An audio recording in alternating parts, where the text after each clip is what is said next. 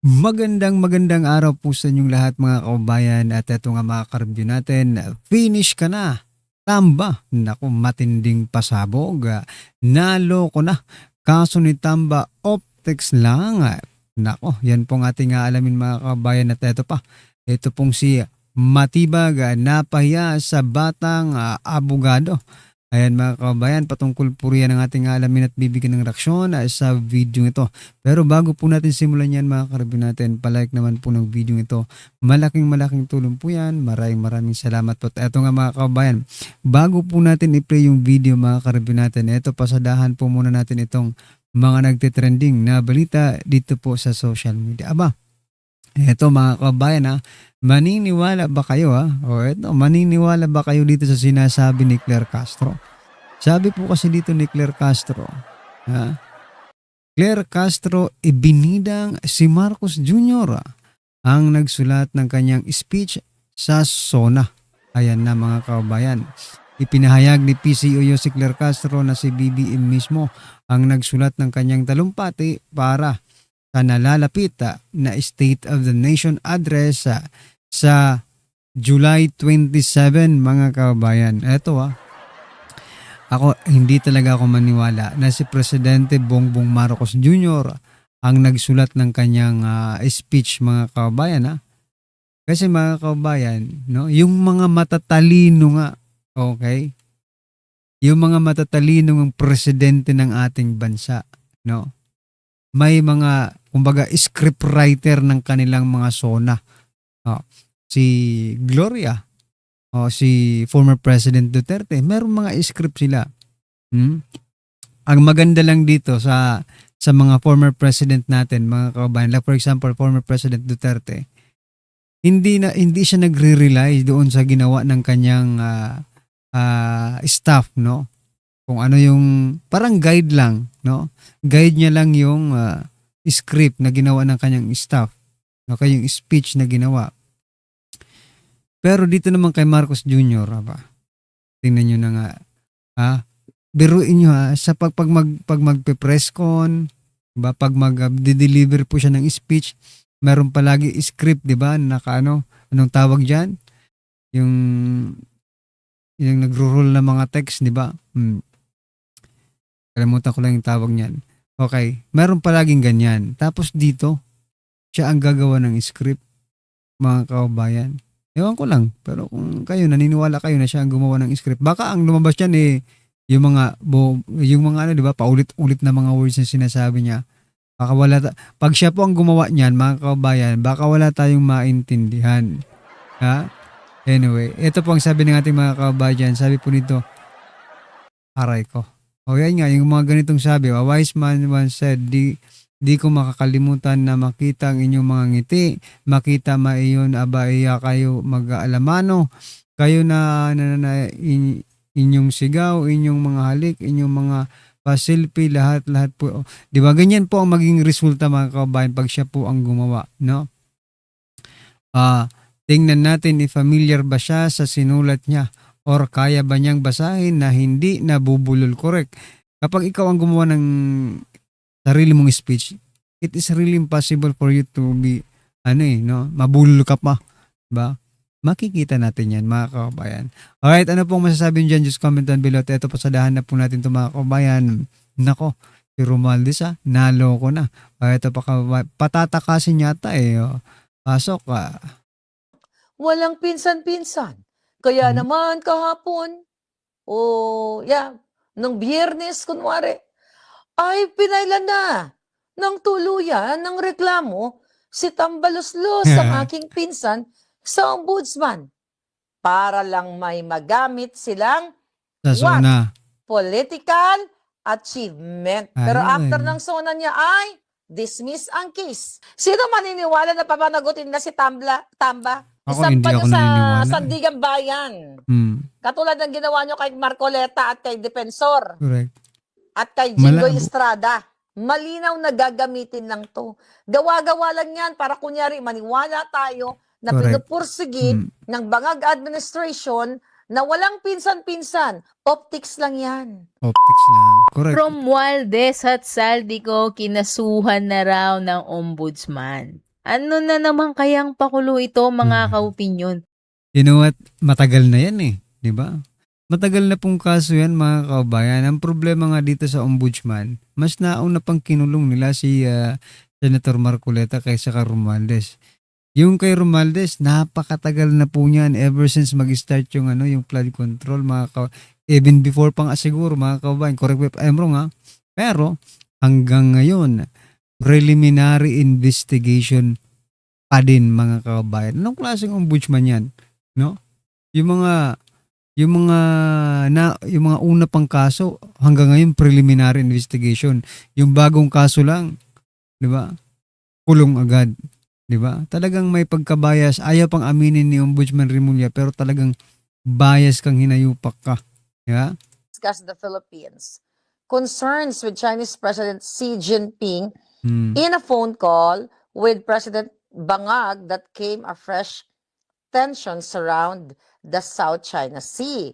So yung phone conversation between Bangag and President Trump Marami ay pong nangyayari pinag-usapan ngayon. o naganap during ang current global economic and security situation. Sabi ng, ito yung pinag-uusapan, ito ang sabi ng bangag sa PCO.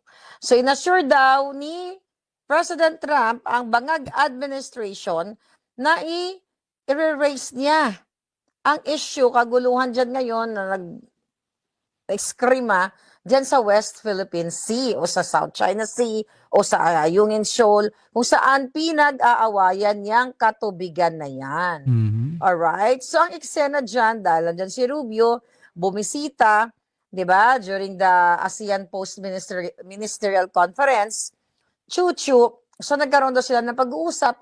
Ang sabi naman ni Babes Romualdez, kasi magkaibigan sila, ganyan-ganyan, nagkumustahan, chuchu-chuchu. Pero eto yung tanong. Akala ko ba, 'di ba? Akala ko ba gusto nyong, makipagbangbangan diyan? Akala ko ba hindi dapat tayo o kayo diyan inuunggoy Hmm. na mga politiko ng Kaya China? pala. O yan mga kababayan, alam na po natin kung bakit tumawag si Presidente Bongbong Marcos Jr. Kasi nga, tinawag silang mga unggoy ng China. No? So, ayan, parang anong tawag diyan? Nagpa-rescue. Ayan.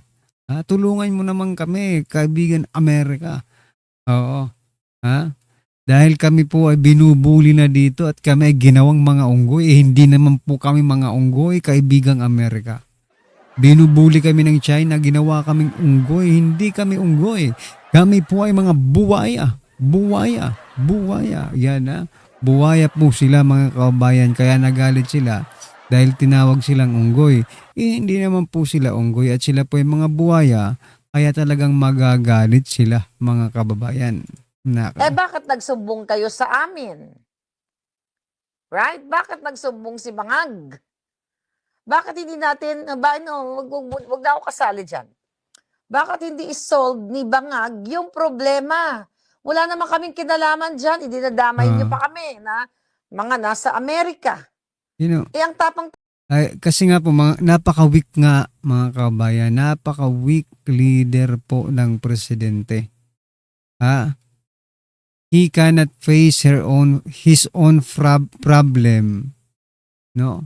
Kaya nagpapatulong pa sa Amerika. Di ba? You know what, mga kabayan, na-solve naman yan ni former President Duterte, no? Oh, na-solve at nakapangisda yung ating mga kabayan ng malaya dyan. Kaso nga lang pinasama ninyo, di ba? Pinasama ng administrasyong ito, di ba? Hindi na, parang sa labas ang tapang-tapang nyo, di ba? Parang ganun. Yung kaibigan nating talagang napakatapang pag nasa labas, no?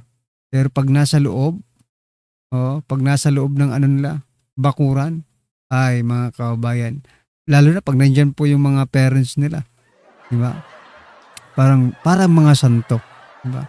Tulad din ng gobyernong ito, pag dito po sa atin mga kababayan, no? Pag dyan sa China, sa labas, okay? Talagang parang siya, parang pinalalabas niya pong mga kababayan na matapang kami. Oo. But at the end of the day, no, parang magpapaano siya, magpapatulong, okay? Magpapaawa effect dito sa kanyang magulang. For example na lang yung Amerika. Oh, binira ko ng China. Kurutin mo naman. Aray ko, parang ganun pong lumalabas mga kabayan. Tapang ng ilong ni Tariela, bakit hindi ibala yung ilong niya? Ang ulo na kumikintab ni Gibo, bakit hindi niyo ibala? Bakit kayo nagsumbong-sumbong kay Lolo Trump? Ano ang nangyari? Imbis na kampihan kayo namin, isinampal pa kayo dyan ng 12.5% additional tariff, mga Okay. kababayan, dahil ayon sa US trade, mga kababayan, ay dahil ang gobyerno ng, wait, babasahin ko para sigurado. Right. Okay, dope. Dahil ang sinasabi dito ng US Trade Department, ito, the Philippines landed in the highest tariff tier imposed on Southeast Asian importers under President Donald Trump. Latest trade crackdown, joining Singapore, Thailand, and Vietnam in facing additional 12.5% Grabe. duty on most exports to the United States. Baka naisip ni Trump, ano na kayo upper middle class na kayo o ito, additional para sa inyo mga inayo pa kayong mga Pilipino. Ayan. Yan, dahil sobrang pagyayabang ni Presidente Bongbong Marcos Jr., yan, napatawan tuloy tayo mga kabayan ng 12.5 tariff para sa mga export products natin. Nako, may ine-export pa ba tayo? Sa bagay, no? May ine-export yan mga kabayan. Beginning July 2028, okay? Sa 2028 yan i-impose. Dahil daw ito mga produktong ito ay gumagamit ang Pilipinas o yung mga materials, okay, na ginamit sa particular na mga produktong yun na ine-export dito sa Amerika ay ang mga ginamit na mga nagtrabaho doon ay pinwersa o underpaid. Kumbaga, or ni human traffic from China or sa Pilipinas, di ba? The reason why na in-increasean ang Pilipinas ng 12.5% dahil gumamit ito ng forced labor o underpaid. Kumbaga, hindi tama na pagtrato sa mga manggagawa. Correct. Yan yung explanation dyan ng USTR, okay? O United States Trade, okay? Yes, yan. 12.5% mga kababayan, ito. Talagang share screen. Ang hirap ng one-man show, ano? Okay, tignan natin. He says, Shut And up. he's an underrated writer. He's really good Underrated at it. writer. Everybody Putangin na. Iba-iba po ang mga opinion. May nagsasabi na may panahon pa, may 2 taon pa. May mga nagsasabi naman Kaya na lang. wala nang He is the one president I know that writes his own Maniwala ba speech. kayo? Okay? Maniniwala ba kayo sa gagong to? Hindi. Kasi Bangag ang nagsusulat ng script niyang hayop siya. Nako. Kaya ang ginawa lang ni Bangag, sumingot ng sumingot. Bibigyan lang ng script. Hirap maniwala. Katulad ng pag-interview ko sa kanya, nung ako ay Bangag supporter pa. Hindi sumasalang si Bangag kapag walang Script. advance question. Advanced Yan question. ang katotohanan. Laging nangihingi ng advance question. Grabe Kaya naman. paano mo paniniwalaan itong hayop na ito?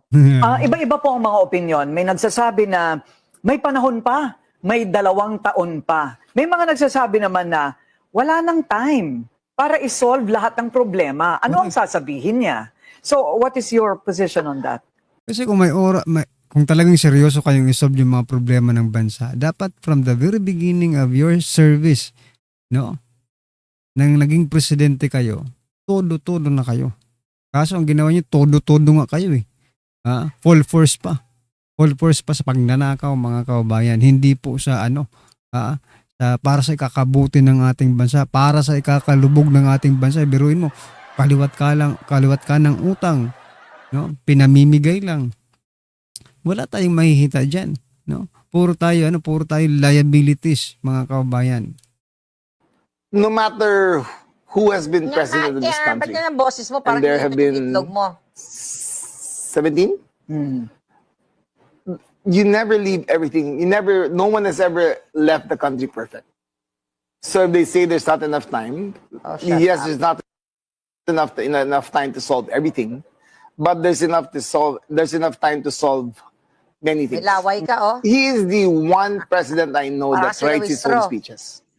Ganun ba? So yung mahiya naman kayo, siya talaga Siya yun. talaga yun. Everything. Sinungaling, Yung mahiya diba? naman Ayan, kayo. mga kasinungalingan, mga kababayan. Grabe naman. Yung mahiya naman kayo, siya talaga yun. Siya talaga yung pinatutunghayan dyan doon mga kababayan, hindi yung para sa kanino man. Mahiya naman ako, sabihin mo, Mr. President. Diba? Kung nung unang SONA, sinabi niya mahiya naman kayo, siguro kung ngayong SONA, it is more personal. No? Kaya siya ang gumawa ng speech. Sasabihin niya na ngayon, mahiya naman ako. Kaya mga kababayan. Anyway, ano pong masasabi niyo dyan? Just comment down below. At ito mga kababayan, si Matibag, pakinggan po natin to, ha? Sobrang napahiya sa batang abogado, pasok. Correct. Tama po, 29 years. 29 years. Can you recall Rule 130, Section 22 of the Rules of Evidence? Can you refresh me, sir? Okay, I will Because you have a gladly copy. refresh you, of course. I have here a copy of Rule 130, Section 22 of the Rules of Evidence, and I'll read it. Please read with me, Director Matibag. Testimony confined to personal knowledge. A witness can testify only to those facts which Read with me. he or she knows of his or her personal knowledge, that is, which are derived from his or her own perception. Can you recall that rule now? Ayan po, nababasa ko po ngayon. Okay, you Tama can po. read it. All right. So, based on this rule, will you agree with me that a witness can only testify based on his personal knowledge? Your Honor, may I comment to that? These are basic questions, Your Honor. The witness is a lawyer, he is competent enough to answer. Okay, my next question is, but the court did not issue a subpoena for you to appear today. Actually, Are you saying that you receive a subpoena despite this honorable court not issuing a subpoena for you? even if there's no subpoena in the pre-trial order, I was mentioned to be a witness, and I was invited by the prosecution to be a witness. And from my understanding, in the pre-trial order, I was also listed by the defense. I pre-trial. will gladly witness for the defense as well if I will be called upon. All right, but which is which? Are you appearing today by virtue of a subpoena or without a subpoena? I'm appearing today as a witness, as called upon and announced by the Honorable Court and by the invitation also of the No, that's prosecution. not my question, Director Matibag. You're a lawyer, you know this. Are you appearing today by virtue of a subpoena I or will no give. subpoena? I Grabe. would not have allowed myself to become a witness kasi I will just suffer humiliation as what he is suffering coming from a very young lawyer kasi yung si Atty. Matibag ay 29 years in practice as a lawyer. Hmm. Pero yung parang nag-demolish sa kanyang testimony at saka nag-expose sa kanya to humiliation ay isang rookie, ang bata, parang anak lang niya na lawyer na si Atty. Mark Pinloan. So, it was really a humiliating experience sa kanyang buhay, lalo na bilang NBI director at sa ball rolling. Okay, unahin muna natin ha.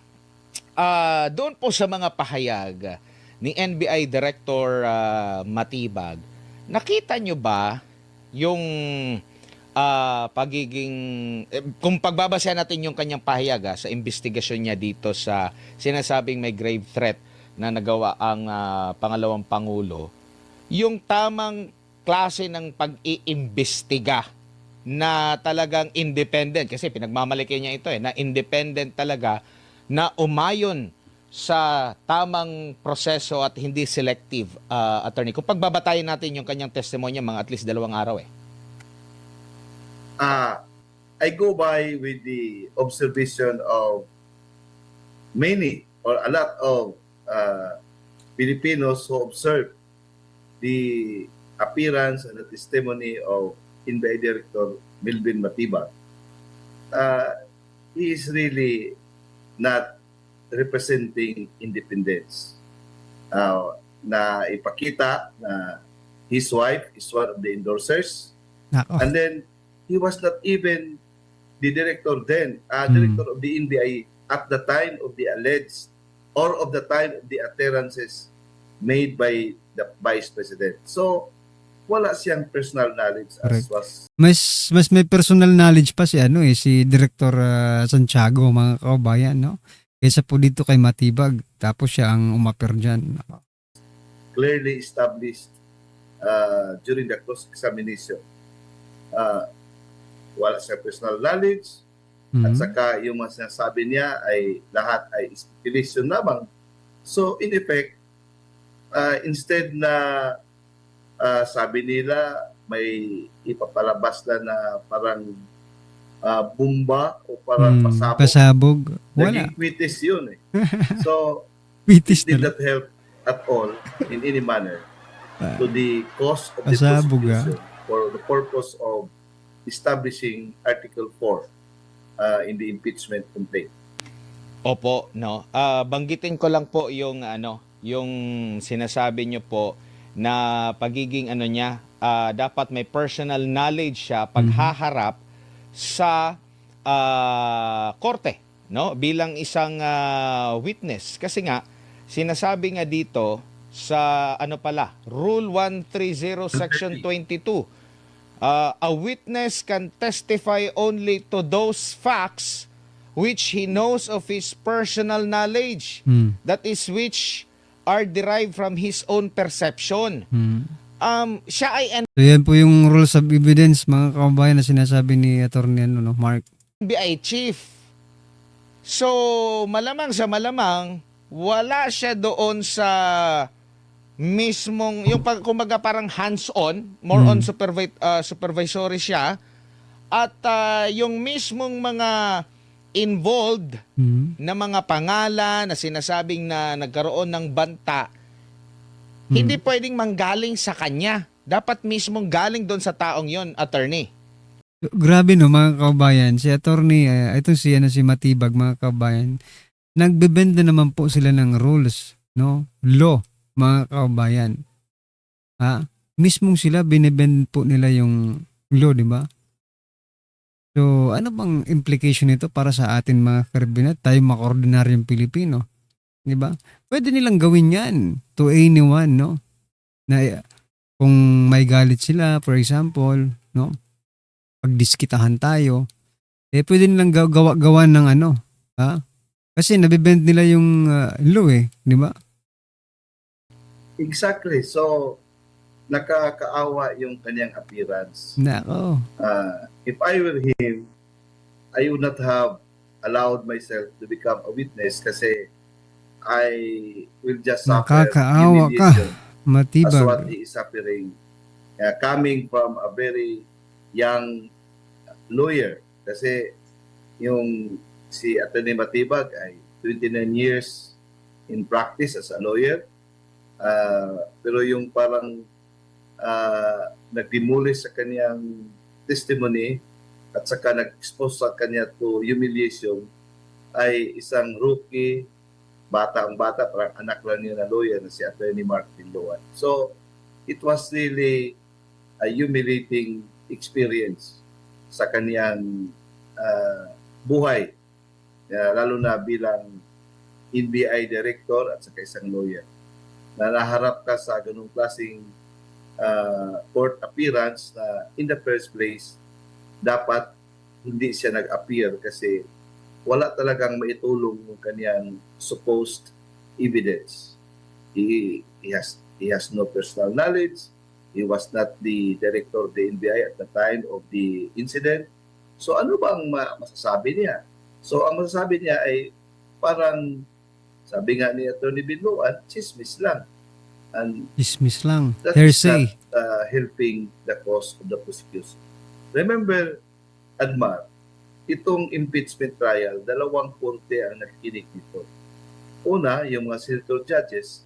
Pero ang importante dito ang taong bayan. And the senator judges, in many instances, would follow the pulse of the people who are the ultimate judges of this political exercise like an impeachment proceedings. Opo. Ito naman tayo doon sa kanyang 5 points eh. Meron siyang sinasabing 5 points kung bakit ito yung nakita nila na present, kaya nabanggit nila na merong grave threat na ginawa na sinasabi pa niyang nakabase sa standard daw sa Amerika, no? Yung sabi niyang pattern of violence, gravity of and seriousness of an incident, identifying characteristic involved in the incident, capacity of the subject, motive of the personality involved. Tingin nyo itong 5, taken out of context yung pagkakaintindi niya doon sa mga pangyayari, or kanyang pinili yung tingin niya, eto bagay ito dito, pattern of violence. Eto bagay ito sa motive of personality involved, kasi pag nadali yung target niya, makikinabang siya dito, at kung ano-ano pang mga sinasabi niyang nasa 5, attorney. So, yun, it's a very clear theoretical presentation. Ang court proceedings ay hindi theoretical, hindi speculation, kundi personal knowledge, factual, hindi theoretical. Correct. So, Factual. kasi anything can make theory. But to prove your theory with facts, it's another story. So, hindi tayo, parang hindi school na To prove your theory, no, with facts, mga kabayan, kailangan po ng ebidensya. Hindi puro hersey-hersey lang tulad ni Matibag, mga kabayan, no? Kasi nga wala siyang personal knowledge dito. Ay, nakakahiya ka, Matibag. nag-aral tayo ng mga theories. Sa trial ay facts ang pinag-uusapan. So diyan, parang sablay si Sablay, Director Matibag ayan, with all due sablay na sablay. Opo. Yung una niyang yung itong pattern of violence, attorney. May pattern na ba? Mark, Opo. hindi na lang tayo mapapalayo diyan. Itong mga issues na ito ay na-raise na ito sa during sa House Justice Committee hearing. Ngayon, they were addressing it to the people at large. Now, remember, their purpose is really to humiliate Vice President Sara Duterte and to ruin her reputation. Now, with this kind of incessant and relentless attacks, ilang taon na, pabalik-balik, this is not new. And yet, contrary to their expectations, Sara Duterte emerges as the most trusted, Correct. yung popularity niya mataas, at saka Palakpakan ngayon, po natin yan. lumalabas sa pulse siya ngayon ang nangunguna sa presidential search. Correct. So, people, yan was Duterte pa people rin, mga from the very kabayan. beginning until Duterte now, pa rin. do not believe their narrative. So, hindi na pwedeng, wala nang lunas ito, kahit pa yung Wala na. sino pa kanilang mga skilled at saka highly technical na mga theorists o mga analyst, Wala hindi na na. makakatulong because the people Already have decided. that Correct. everything is for show, everything is political, everything is about Sarah's, to prevent Sarah from becoming president in 2028. And at this point in time, there is nothing new to This is their good news. strategy.